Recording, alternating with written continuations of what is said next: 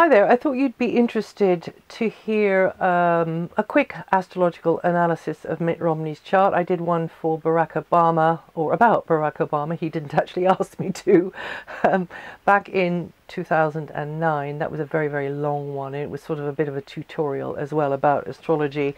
But this is going to be a very quick one. I'm not going to go into it in any depth, just looking at the main points here. Mitt Romney has got the Sun in Pisces and the Moon in Scorpio, and both of those are watery, emotionally driven signs. And then he's got his Ascendant in Gemini and his midheaven in Aquarius, and those are both airy, mentally driven signs. The midheaven is about our sort of outer image, and so actually is the Ascendant. So really what we see about him first is his Gemini and his Aquarius. And then later, when we get to know him better, we begin to see his Sun in Pisces, and then a little bit later after that we'll see his Moon in Scorpio. So we need to be used to him before we start to really see the Moon in Scorpio side. Now the Moon for all of us in our astrology charts is about inherited characteristics, behavior patterns, and sometimes knee-jerk responses. And Romney's Moon in Scorpio tends to be intense, very determined, very sort of steady flow of emotional drive there, but also sometimes withholding and sometimes even quite secretive. His Sun in Pisces pins his self-identity to good works, service to others, you know, the savior, the healer. This is all Piscean, but also the tendency to exit when under pressure. Now, the Ascendant and Midheaven show others our sort of public persona, and in Romney's chart, these are two very sociable, communicative, and humanitarian signs, very different to his more private Scorpio. I'm sitting in an RV actually on a road, and it's raining, so I hope the rain isn't going to get too loud on the roof. Also of note is that Mitt Romney's natal chart has no Earth. Now this is an interesting one because one of the elements is missing: fire, water, earth and air, and he's got fire, water and air, but he's got no Earth. The lack of Earth is a concern in a potential leader of a quite large nation, because when challenged he hasn't got the grounding there. His habit is maybe to react out of a knee-jerk emotional response, maybe quite secretively, or maybe he reacts through his Gemini, which is communicative, you know, and it's full of words and it's very, very quick. So he would communicate in a quick, plausible, helpful manner, but that would belie how he's feeling underneath when under pressure. So his thinking might just start to become scattered because he starts to get anxious. So the calm steadiness of Earth is lacking, and he at least needs earthy type people around him, advisors at his side, to make up for that lack of grounding energies in his natal chart. Now he is a team player. He works very well within and through the group. In fact, he's kind of more of himself if he has this group. But as of course potential president, he's the one who's got to take the final call. So he works well in a group, but I think he may omit to keep his colleagues in the loop, or his changes of moods could be confusing because he will change his standpoint. Now outwardly his chart shows a friendly mental energy, it's versatile, and that overlays this Piscean drive to be of service and to play the role of the savior, or, you know, put it another way, the one who can fix it, okay? So Mr. Fix It. And like I kept thinking of this tropical fish when I was looking into his chart. So like a colorful tropical fish, his chart energies are mentally restless, changeable, but with a kind of emotional fixity of purpose and a talent for ducking and diving at lightning speeds when he feels threatened. Now, the purity and the wholesomeness of his beliefs do shine through him. I think he's got a good heart, but it's like the electric blue stripe on the body of the quick fish, so distracting that we can't see where he is.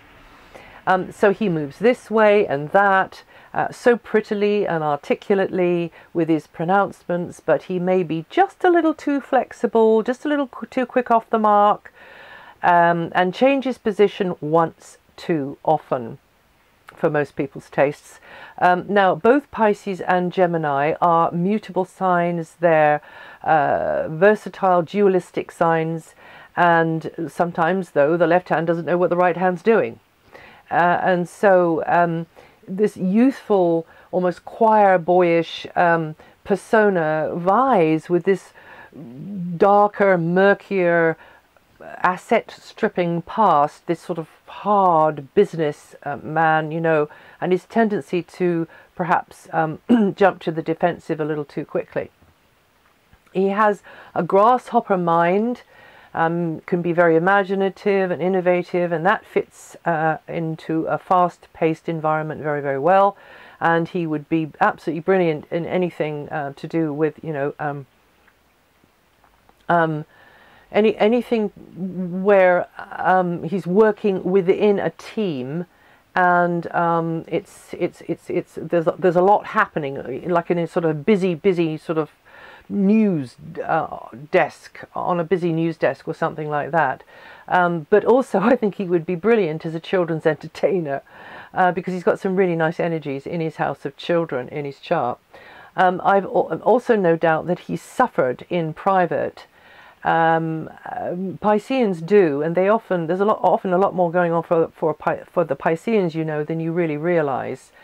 And probably there's been much sacrifice on the road to his horizon, despite the fact that, you know, in his younger years he never really had to deal with anything terribly hard, like poor housing or poverty or lack of a good education.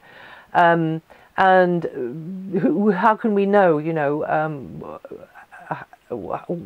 how another one is suffering in their life, even though it seems like they've got everything on a plate? I can see from his chart, without going into too much, that even though his father left him a wonderful inheritance and legacy, he was maybe not very good at showing him any warmth.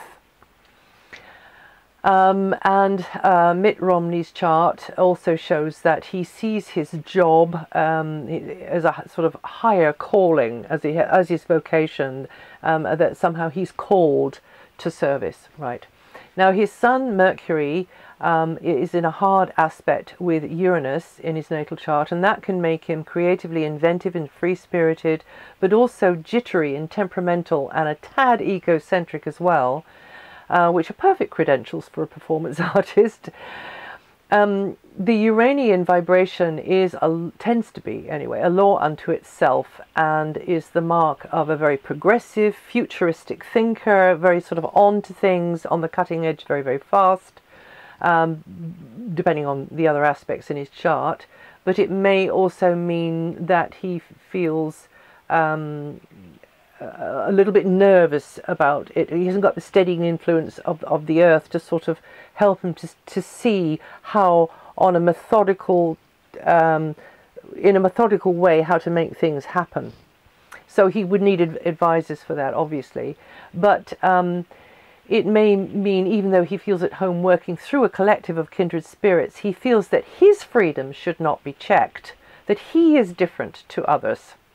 And he's even above a law which says it's wrong to mislead by omission. In other words, you know, just not saying something rather than actually lying. He may genuinely believe that the means justifies the end, and that being economical with the truth is just another weapon in a holy crusade. His humanitarian, reformist urges spring from deep convictions. I think he's got a very good heart. He's very compassionate as well. But he may be let down by the lack of earth in his chart, and that calm, practical, steady hand on the helm, you know, that continuity of purpose that can sort of push things through, see things through, and also this tendency to get scattered when challenged suddenly, but also taking his eye off the ball over the longer term. But I think he means well, and he would be a pillar of some kind of community or other. Right, well, that's anyway my sort of very brief take on the chart of Mitt Romney, and I hope you have enjoyed hearing a little bit, hearing that, and I will see you another time.